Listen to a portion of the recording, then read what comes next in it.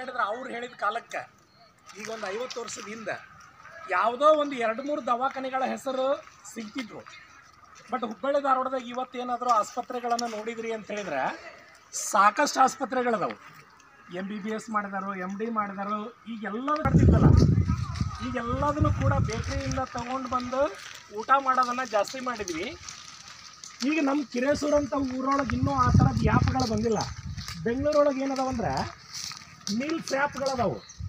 Just ಆ್ಯಪ್ನೊಳಗೆ ನೀವು ಎಷ್ಟು ಜನ ಅದರಿ ಏನಂತ ಆರ್ಡರ್ ಮಾಡಿದ್ರೆ 15ರಿಂದ 20 ನಿಮಿಷದೊಳಗೆ ನಿಮ್ಮ ಏರಿಯಾದಲ್ಲಿರ್ತಕ್ಕಂಥ ಹೋಟೆಲ್ಗಳಿಂದ ಊಟ ರೆಡಿಯಾಗಿ ಬಂದುಬಿಡ್ತೈತಿ. ಹೆಚ್ಚು ಬರೋದು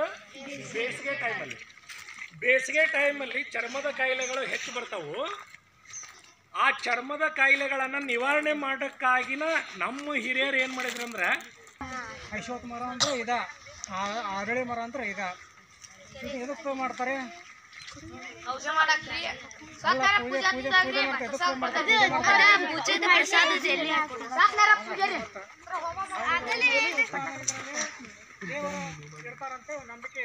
ನೆಕ್ಸ್ಟ್ ದಂತಕಾಂತಿ, ನೆಕ್ಸ್ಟ್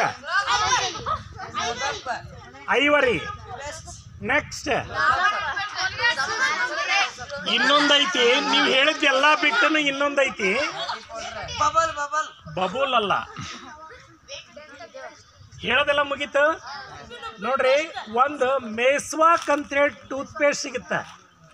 ಮೇಸ್ವಾಕ್ ಅಂತೇಳಿ ಭಾಳ ಒಳ್ಳೆ ಥರ ಬೇಲಿ ಮೇಲೆ ಹೆಬ್ಬರ್ತದೆ.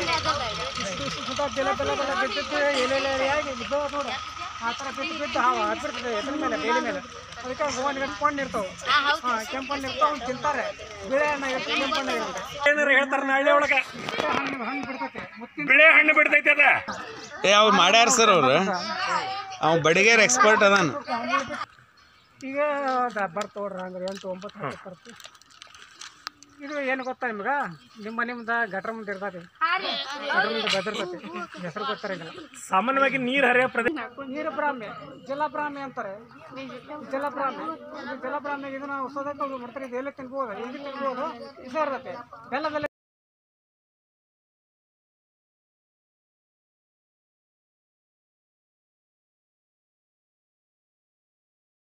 ಕಾಯಿ ಇರ್ತದೆ,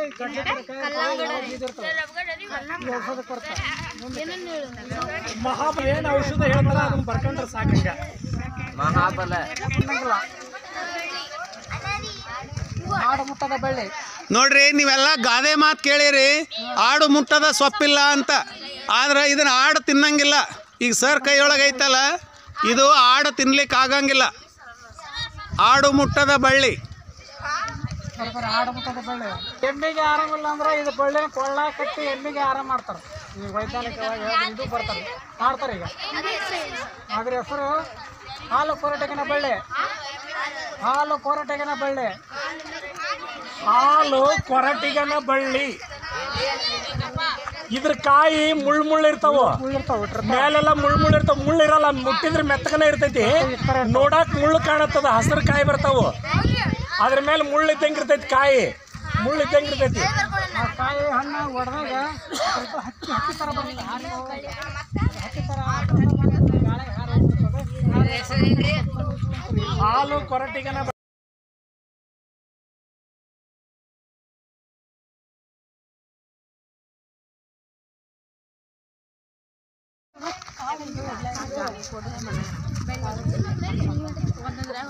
ಇದು ಹಟ್ಟೆವನ ಹಬ್ಬದಾಗ ಹಳದಿ ಕಲರ್ ಹೂ ಹಾಕಾವಲ್ರಿ. ಆದ್ರೆ ಇದನ್ನು ಪಲ್ಯ ಮಾಡ್ತಾರೆ, ನೆನಪಿರ್ತಾರೆ.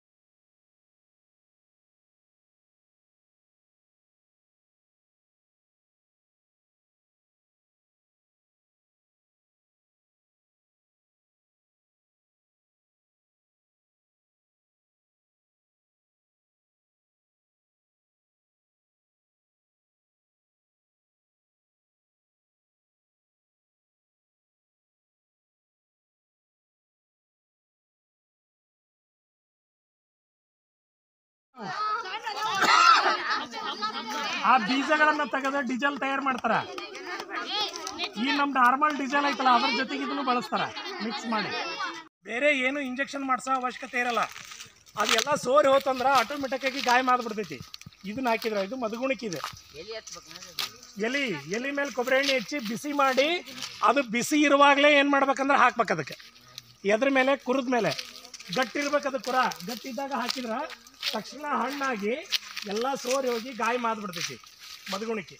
ಇದು ಯಾವ್ದಿದೆ ಈ ಗಿಡ ಎಲ್ಲ ನೋಡ್ರಿ ನೀವೆಲ್ಲ ಕಡೆಗಿನ ನೋಡಿರಿ ದತ್ತೂರಿ ಗಿಡ ಈಗ ಹೇಳಿದ್ ಕೇಳಿಸ್ಕೊಂಡ್ರಲ್ಲ ದತ್ತೂರಿ ಗಿಡ ಇದೆ.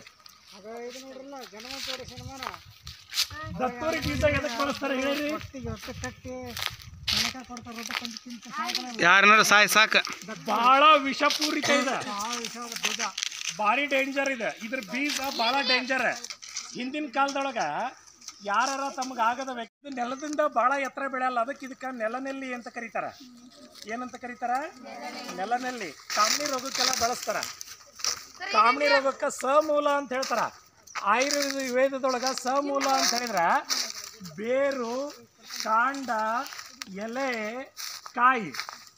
ಬೇರು, ಕಾಂಡ, ಎಲೆ, ಕಾಯಿ ನಾಲ್ಕನ್ನು ಸರಿಯಾಗಿ ಅರೆದು ಪೌಡ್ರ್ ಮಾಡಿ ಬಳಸೋದಕ್ಕೆ ಸಮೂಲ ಬಳಕೆ ಅಂತ ಹೇಳ್ತಾರೆ. ಬರೀ ಎಲೆ ಅಷ್ಟೇ ಕೆಲವು ಬಳಸ್ತಾರ, ಕೆಲವು ಕಾಯಿ ಅಷ್ಟೇ ಬಳಸ್ತಾರ, ಕೆಲವು ಕಾಂಡವನ್ನು ಅಷ್ಟೇ ಬಳಸ್ತಾರ, ಕೆಲವು ಬೇರನ್ನು ಅಷ್ಟೇ ಬಳಸ್ತಾರ. ಜೋಮ್ ಬರ್ತಿದ್ರೆ ಇದ್ರ ಪೌಡ್ರನ್ನು ತಗೊಂತಾರ. ಮಾರ್ಕೆಟ್ನೊಳಗೆ ಭಾರಿ ಡಿಮಾಂಡ್ ಇದಕ್ಕೆ. ಭಾಳಷ್ಟು ಜನರಿಗೆ ಗೊತ್ತಾಗಲ್ಲ, ಮಾರ್ಕೆಟ್ನಾಗ ಹೋಗಿ ತೊಗೊತಾರ.